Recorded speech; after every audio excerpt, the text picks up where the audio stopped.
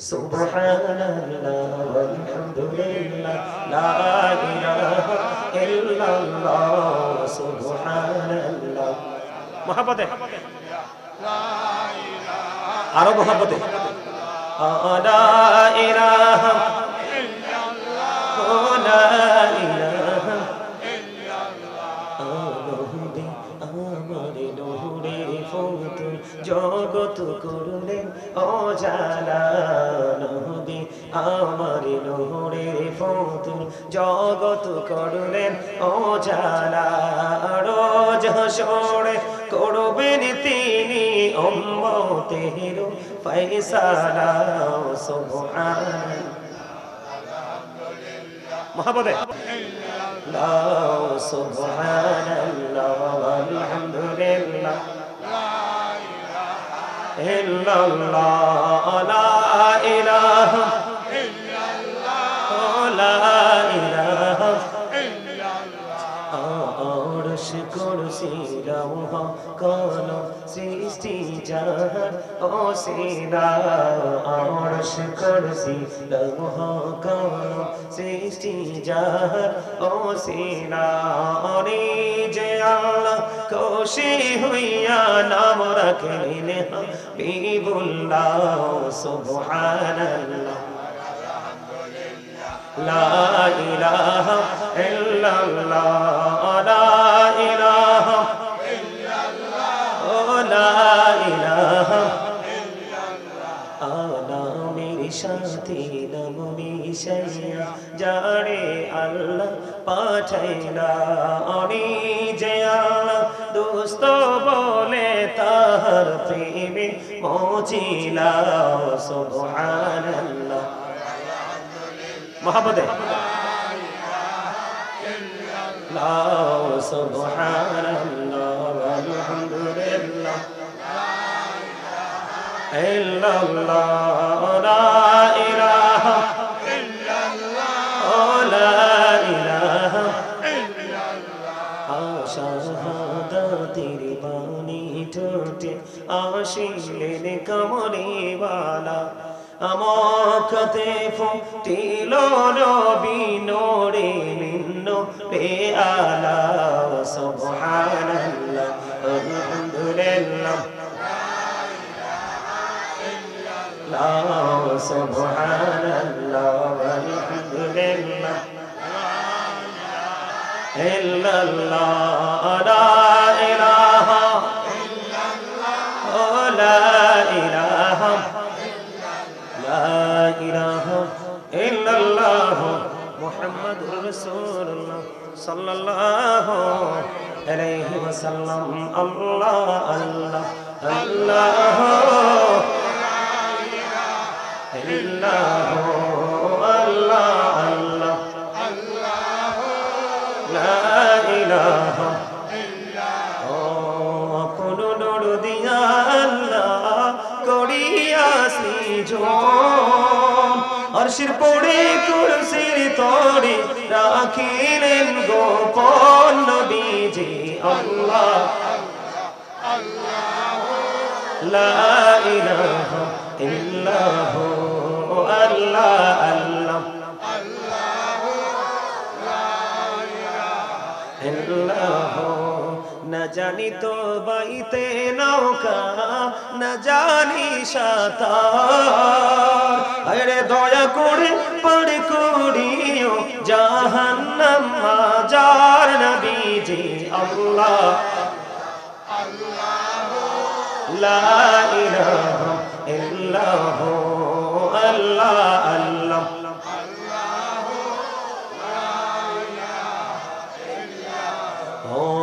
গুনাহগারের গহনা জোড়ে দিদারে আপনার দয়া করে দিয়ে দেখা হাবিবে দু জাহান নবীজি আল্লাহ আল্লাহ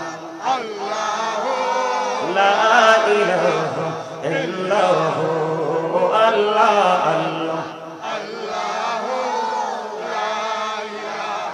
ইল্লাল্লাহ শ্বশুরেরে জিন্দা নবীজি সোনার মদিনায় আসুন সবাই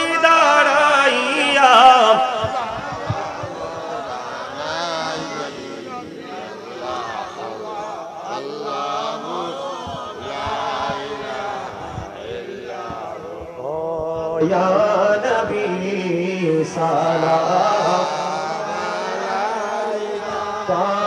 ইয়া রাসূল সালাম আলাইকা ইয়া হাবিব সালাম আলাইকা সালাতুল্লাহ আলাইকা যদি যদি পড়তাম মদিনা সেই তো লোক হইতো কলিজা কোন পথে যাব মদিনা রাস্তা যে খুঁজি পাই না ইয়া নবী সালাম আলাইকা ইয়া রাসূল সালাম আলাইকা ইয়া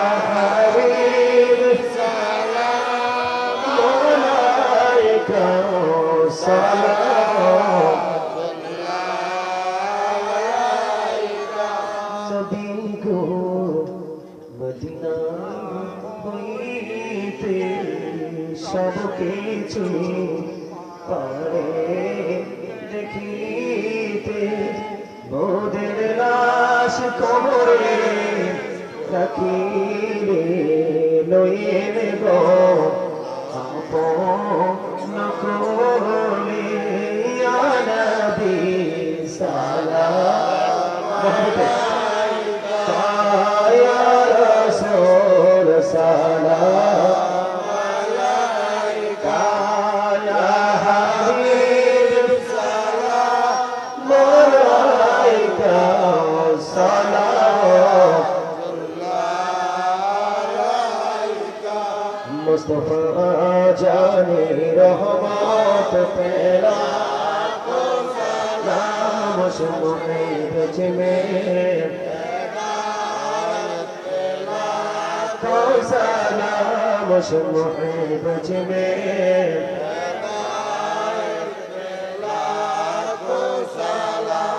दोनों दी कल्बों में अजमते मुस्तफा हिकमते आला हजरत पहला सलाम मुस्तफा जाने पहला को सलाम शुमे बेंच में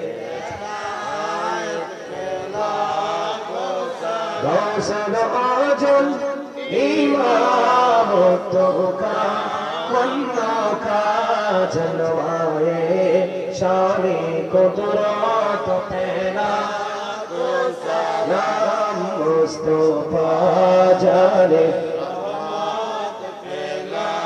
तो सलाम शुमे बेंच में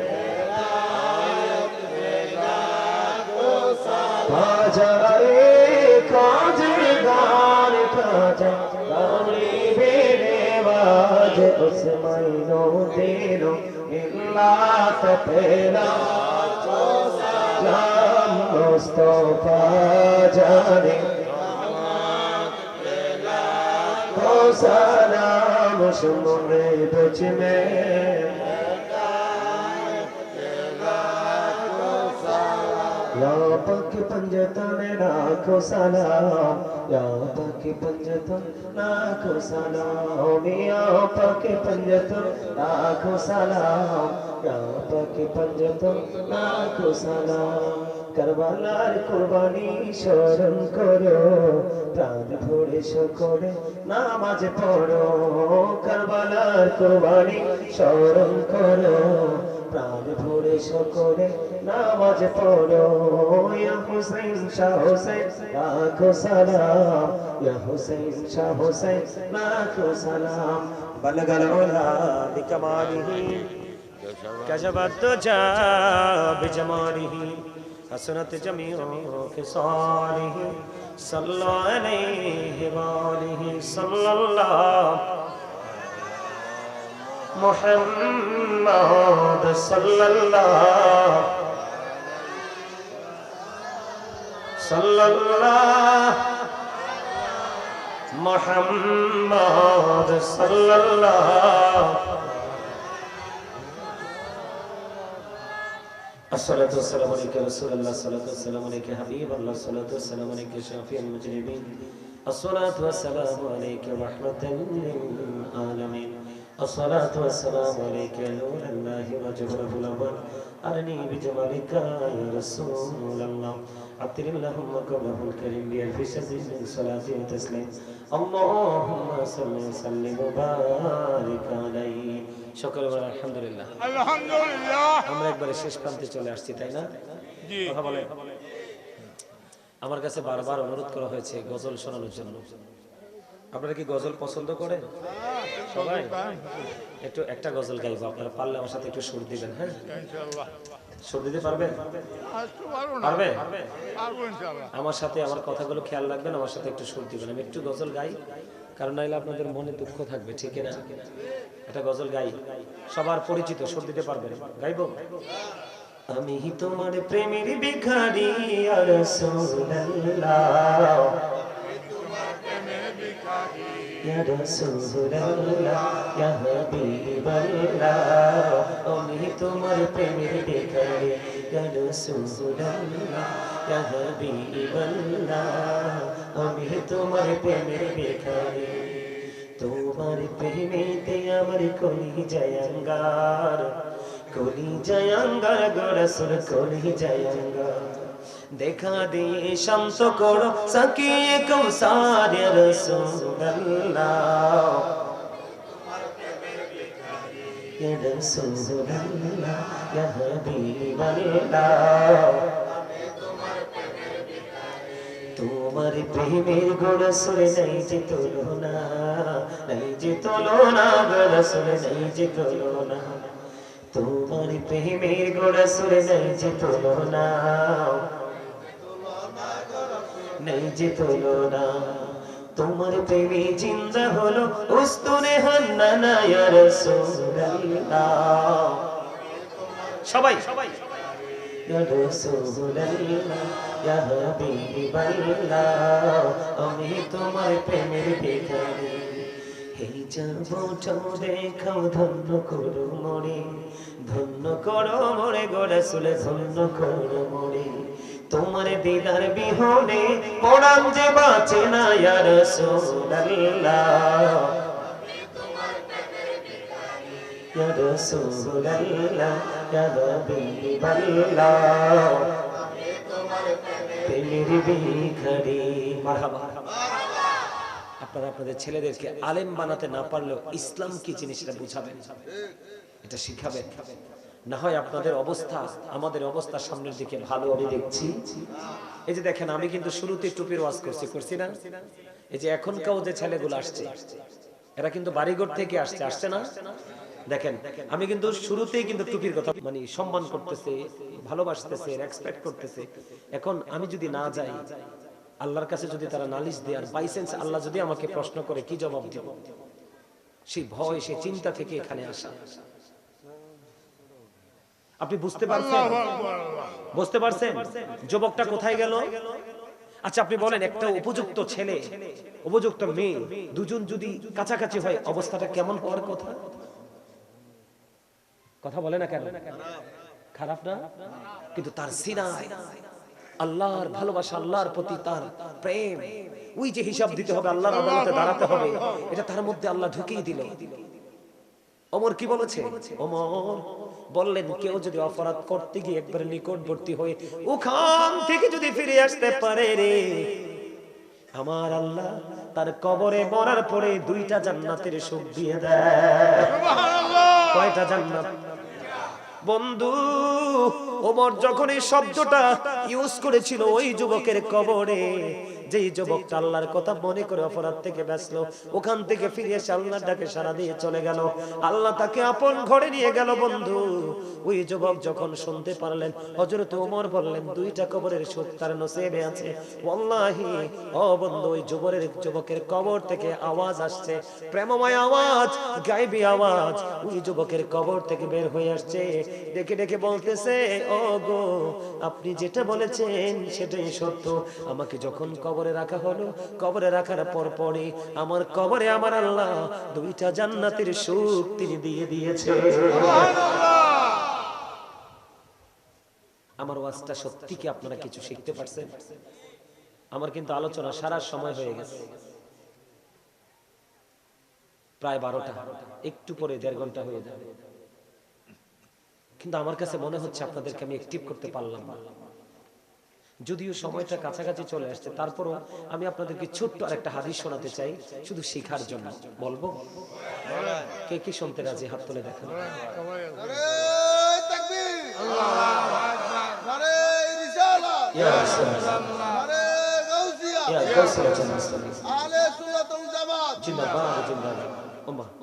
কালাগাজী সরকার বাড়ির পক্ষ থেকে লাল গোলাপ শুভেচ্ছা, এটা কোন লাগে না?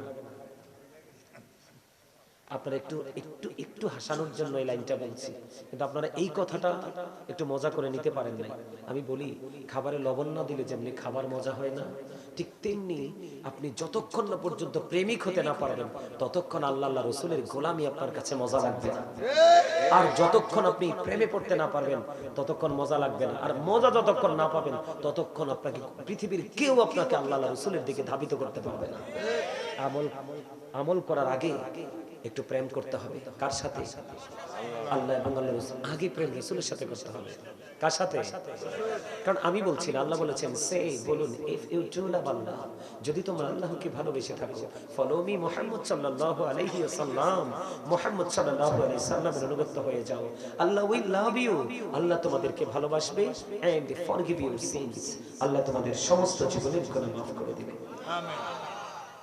আগে রাসূলকে চিনতে হবে, কারণ আল্লাহ পর্যন্ত যাওয়ার সরাসরি কোনো রাস্তা নাই রাসূল ছাড়া। আপনি আপনার বাজারে যাওয়ার কোনো সিস্টেম নাই, রাস্তা যতক্ষণ পর্যন্ত না চিনবে। রাস্তা চেনার পরে দ্বিতীয়ত কাজ হলো আপনাকে বাহন তৈরি করতে হবে। ঠিক ঠিক প্রক্রিয়াটা এরকমই। আল্লাহর কাছে যেতে হলে রাসূল লাগবে, রাসূলের কাছে যেতে হলে রাসূল ওয়ালা, যোগ্য, দক্ষ, টেকসই আলেম লাগবে। আপনি যদি জীবনে 1 কোটি বন্ধু আপনি বানান না, কোনো সমস্যা নাই। এসপি, ডিসি, এমপি, মন্ত্রী, কোন দেশের প্রাইম মিনিস্টার আপনি প্রেম করেন, কোনো সমস্যা নাই, কিন্তু আপনার জীবনে একজন হক্কানি আলেমের সাথে প্রেম করবেন। আল্লাহ বলেছেন, join with my dear people, come to my paradise. Allah বলেছেন, join with my dear people, আমার প্রিয় লোকেদের সাথে যুক্ত হও, কাম টু মাই প্যারাডাইস, আমার জান্নাতে চলে আসো। সুবহানাল্লাহ। সাধারণ মানুষ হক্কানি আলেমদের সাথে, হক্কানি আল্লাহর ওলিদের সাথে প্রেম করা তাদের নাজাত, জান্নাতের দলিল। এটা আমি বলেছি ইংলিশে, আল্লাহ বলেছেন, ফাদখুলি ফি ইবাদি ওয়াদখুলি জান্নাতি। অস্বীকার করার কোনো সুযোগ নেই। কি বুঝতে পারছেন? যদিও আমার সময় শেষ, তারপর আমি আপনাদেরকে ছোট্ট একটা হাদিস শরীফ শোনাবো শিখার জন্য। কিসের জন্য? ওই হাদিস শরীফটা যদি বুদ্ধিমান হন, যদি ইন্টেলিজেন্ট হন, যদি ভেরি ক্লেভার হন, ভেরি এক্সপেরিয়েন্স ম্যান হতে পারেন, তাহলে আপনার জন্য গুরুত্বপূর্ণ একটা মেসেজ ওই হাদিসটা থেকে আপনি পেয়ে যাবেন। বন্ধুরে আমার, 3 জন লোক সফরে বের হলো। হাদিস শরীফের মধ্যে এসেছে কয়জন? 3 জন লোক বন্ধু সফরে বের হলো। 3 জন লোক যখন সফরে বের হয়ে গেল, সফরে বের হওয়ার পরে তারা সফর করতে করতে করতে করতে বন্ধু তারা কি করলেন? একটা গুহার মধ্যে ঢুকে গেলেন। গুহার মধ্যে যখন ঢুকে গেল, খেয়াল করেন বন্ধু, গুহার মধ্যে ঢুকলো, তার মানে অনেক ভ্রমণ করেছি, ক্লান্ত হয়ে গেছি। কি কথা বলেন না কেন? উপর আসেন, উপর উপর উপর উপর আসেন। আমার একজন মহব্বতের মানুষ পাইছে, আমারে খুব আদর করে। আমি কিন্তু ওনার মসজিদে নামাজ পড়াইছি, জুমার নামাজ। মারহাবা বলেন। ওনার কাছ থেকে অনেক সম্মান এবং মহব্বত পাইছি।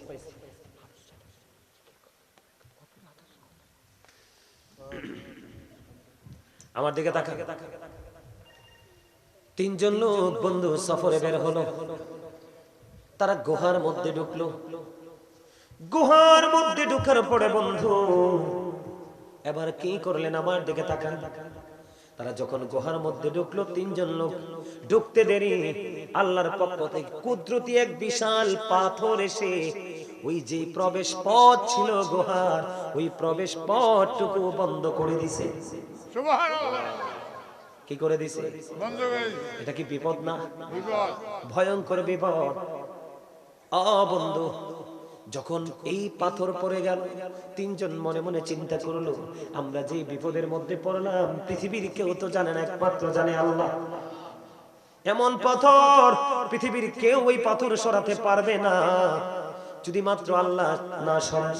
তিনজনের মধ্যে চিন্তা হলো, ও যুবক বন্ধু, এই গ্রামের মানুষ, আমি আপনাদেরকে বলে দিতে চাই, যদি আপনি সফল হতে চান এখনই আপনাকে সচেতন হতে হবে। আমি বলছি না আপনি দুনিয়া করবেন না, কাজ করবেন, বেতন নেবেন, ভালো খাবেন, ভালো পড়বেন, আত্মীয় স্বজন পাড়া প্রতিবেশীর সাথে ভালো সম্পর্ক রাখবেন, তবে সবার আগে আল্লাহ এবং রাসূলের সাথে সম্পর্ক রেখে। ঠিক না বেঠি? এবার তিনজন তারা বলে যে আমরা যে বিপদে পড়লাম কেউ তো জানে না। তিনজনের মধ্যে একটা পরামর্শ হলো। তিনজন মনে মনে চিন্তা করলেন যে আমাদের জীবনের কোন নেক আমল থাকলে আমল দিয়ে আল্লাহর কাছে দরখাস্ত করব। এবার প্রথম জন খেয়াল করেন, প্রথম জন তিনি কি করলেন? মাকে বেশি ভালোবাসতেন, বাবাকে তিনি ভালোবাসতেন। তিনি ছিলেন একজন কাঠুরিয়া। প্রতিদিন বন্ধু তিনি কাঠ কাটতে যেতেন। কাঠ কাটতে কাটতে বন্ধু একদিন আসতে দেরি হয়ে গেল। আয়েশা দেখে মা বাবা ঘুমিয়ে গেছে। এনার ঘরে বন্ধু দুধের প্রাণী ছিল। তিনি কি করলেন? আজকে দুধ দহন করলেন, কিন্তু দুধ দহন করার পরে মা এবং বাবাকে খাওয়াতে পারলো না, কারণ মা বাবা ঘুমে। ওই ছেলেটার বাচ্চা যিনি দুধ দহন করেছে, আজকে প্রথম জন যিনি বিপদে পড়ে আছে ওই পাহাড়ের গোড়ায়, পৃথিবীর কেউ জানে না, জানে মাত্র আমার আল্লাহ। ওই প্রথম ব্যক্তি তিনি কি করলেন বন্ধু? আল্লাহর কাছে দরখাস্ত করলেন। কোন দরখাস্ত? তিনি ওই দিন যেই দিন মা বাবা ঘুমিয়ে গেল, তিনি বন্ধু সেদিন দুধ দহন করলো। দুধ দহন করার পরে ওনার বাচ্চা এসে বলল, বাবা, বাবা গো, আমাকে একটুখানি দুধ পান করার সুযোগ দাও, একটুখানি দুধ আমাকে দাও। ওই কাঠুরিয়া ডেকে ডেকে বলছে, না না না না না না, আমি যতক্ষণ না পর্যন্ত আমি আর মা বাবাকে দুধ খাওয়াতে না পারবো ততক্ষণ পর্যন্ত আমি কাউকে দুধ দেব না। বন্ধু জোরে জোরে কন্যা সুবহানাল্লাহ। আর এখনকার ছেলেরা মা দেখে ফেলবে, বাবা দেখে ফেলবে, লুকাইয়া আগে বউয়ের কাছে পাঠায়। কথা বলেন না কেন? লুকাইয়া পাঠায়। জোরে কন্যা নাউজুবিল্লাহ। বন্ধুরে, শুধু তোমার জীবনের সম্পদ না, তুমি নিজেও তোমার বাবা মার সম্পদ। শুধু তোমার সম্পদ না, শুধু তোমার উপার্জিত অর্থ না, তোমার বাবা তোমার মা যেমনি চায় তোমাকে এমনি কাজে লাগাবে, তুমি উহুবা না করতে পারবা না। এবার কি করলেন? তিনি কি করলেন? বাচ্চাকে দুধ দিলেন না। তিনি কি করলেন? দুধের পাত্র হাতে নিয়ে মায়ের দরজায়। ফজরের আজান হলো, মার ঘুম ভাঙলো, সবার আগে মাকে দুধ খাওয়ালো। এবার ওই ছেলে আজকে বিপদে পড়ে আছে পাহাড়ের গুহায়। আল্লাহকে একটা ডাক দিয়ে বলেন, আল্লাহ, ওই দিন আমার মায়ের প্রতি ভালোবাসা, আমার বাবার প্রতি ভালোবাসা যেইটুকু ছিল, এটা আমি একমাত্র তোমার হুকুম মান্য করেছি। তুমি না বলেছো মা বাবার সাথে ভালো আচরণ করতে, মা বাবাকে সর্বোচ্চ মর্যাদা দিতে? এই জন্য তোমাকে খুশি করার জন্য ওই দিন ব্যবহার করেছিলাম সুন্দর মা বাবার সাথে। ওই দিনের আমল যদি তোমার কবুল হয় গো, আমাদেরকে এই বিপদ থেকে তুমি বাঁচিয়ে নাও। ও বন্ধু, এই দোয়া করতে দেরি রে। দোয়া শেষ হলো, এবার চাইয়া দেখলো আল্লাহর কুদরতে পাথরখানি একটু সরে গেছে। সুবহানাল্লাহ। কিন্তু হাদিস শরীফের মধ্যে এসে বের হওয়ার ব্যবস্থা হলো না। এবার বন্ধু দ্বিতীয় জন, তিনি ছিলেন কি? ও বন্ধু, আরেকটা যুবক, তিনি তার একজন চাচাতো বোনকে ভালোবাসতো। ওই মেয়েটাকে অনেক চেষ্টা করেছে সে কাছে পাওয়ার জন্য, তার যৌন চাহিদা মেটানোর জন্য, কিন্তু কোনোভাবে মেয়েটাকে সে কাছে পেল না। এক সময় দুর্ভিক্ষ দেখা দিল। ও বন্ধু, দুর্ভিক্ষ কি জিনিস তো বুঝেনি। দুর্ভিক্ষ যখন দেখা দিল, ওই মেয়েটাকে, যেই ছেলেটা আজকে 2 নাম্বার ছেলে আল্লাহর কাছে দরখাস্ত দিতে রাজি হলো, বন্ধু ওই ছেলেটা 2 নাম্বারের ব্যক্তি, ওই মেয়েটাকে 200 দিরহাম দিলেন। 200 দিরহাম দেওয়ার পরে, 200 দিরহাম দিলেন, দেওয়ার পরে মেয়েটার কাছাকাছি চলে গেলেন, কারণ মেয়েটার বাবা মা আজকে কাছে নাই। ওই সুযোগে তাকে 200 দিরহাম দিয়ে মেয়েটার কাছাকাছি চলে গেল। হাদিস শরীফের মধ্যে এসেছে ওই ছেলেটা মেয়েটার একবারে উরুর কাছাকাছি চলে গেছে। যখন ছেলেটা চলে গেল, ওই মেয়েটা ছিল অত্যন্ত আল্লাহওয়ালা, আল্লাহ রাসূল প্রেমিক। ওই মেয়েটা একটা ডাক দিয়ে বলল, রে যুবক, তুমি যেখানে ছিলে তুমি সেখানে থেমে যাও, তুমি আর আমার দিকে এগিয়ে এসো না। কেন কেন রে? কই এই জন্য, যিনি আমাকে বিয়ে করবে আমি যার বউ হব, যিনি আমার স্বামী হবে রে, এটা শুধু একমাত্র তার হক। তুমি আমার ইজ্জত তুমি ছিনিয়ে নিতে পারো না। যুবক, যেখানে আছো তুমি সেখানে থেমে যাও। ও বন্ধু, এই কথা বলতে দেরি, সঙ্গে সঙ্গে ওই যুবকটা 2 নাম্বার যুবক আজকে বিপদে পড়ে আছে। সঙ্গে সঙ্গে যুবকটা মেয়েটাকে ছেড়ে অনেক দূরে চলে আসলো, এবং ওই যে 200 দিরহাম দিল, ওই 200 দিরহামের দাবি পর্যন্ত মাফ করে দেয়। আজকে ছেলেটা বিপদে পড়ে আছে। ওই ছেলেটা আল্লাহর কাছে দরখাস্ত দিল, পাহাড়ের গুহা থেকে প্রবেশ পথ নাই, কেমন করে বন্ধু বের হবে? আমার আল্লাহকে ডাক দিয়ে বললেন, মালিক, ওই দিন যে কাজটা করেছিলাম ওই কাজটা একমাত্র তোমার সন্তুষ্টির জন্য করেছিলাম, ওইটা যদি তুমি কবুল করে থাকো তাহলে আজকের বিপদ থেকে আমাকে উদ্ধার করো। দোয়া শেষ হইতে দেরি রে, এবার চাইয়া দেখে বন্ধু রে, পাথরখানি আরো একটু সরে গেছে। আপনাদের সুবহানাল্লাহটা আপনারা বলেন তো, এই যে মুরব্বি বলেন তো, তার সুবহানাল্লাহ কি মজা হইছে? আফসোস, ওজন তো বুঝেন নাই।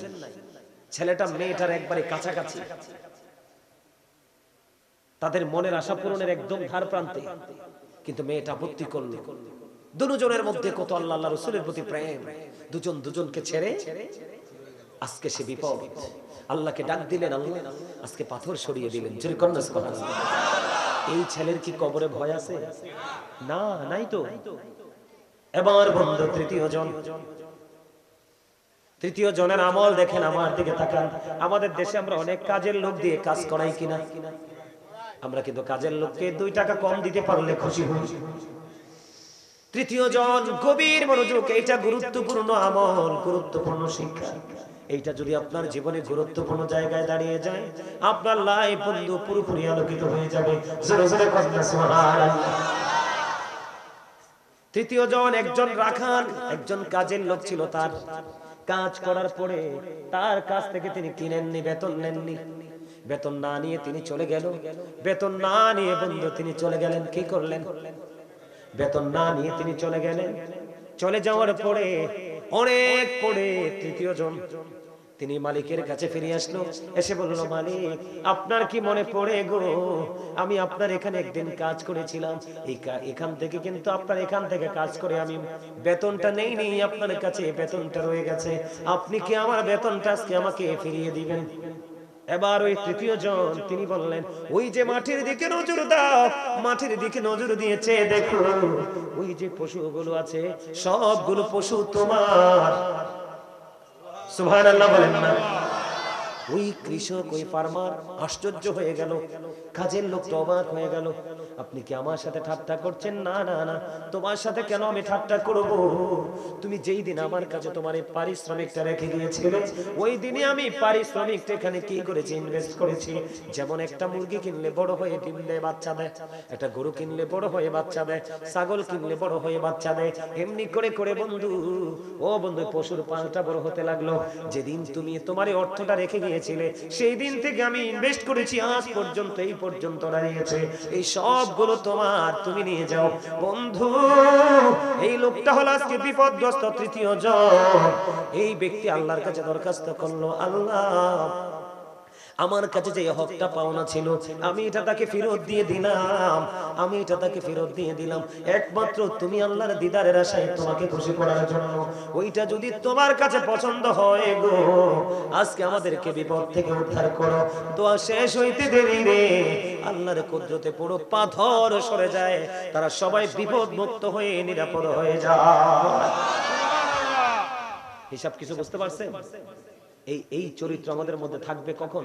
যখন আমরা শিক্ষা অর্জন করতে পারবো। ঠিক কিনা বলেন? আরো জোরে বলেন। সম্মানিত উপস্থিতি, আমার আলোচনা শেষ।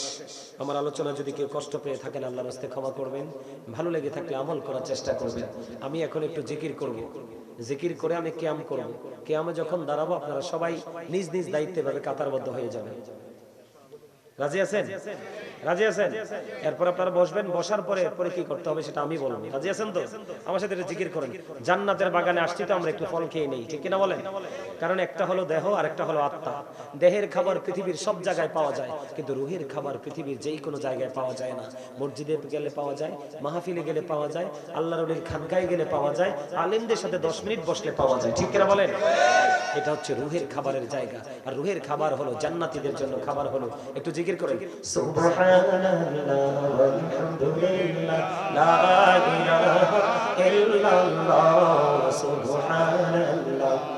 মহব্বতে আরো মহব্বতে লা ইলাহা ইল্লাল্লাহ লা ইলাহা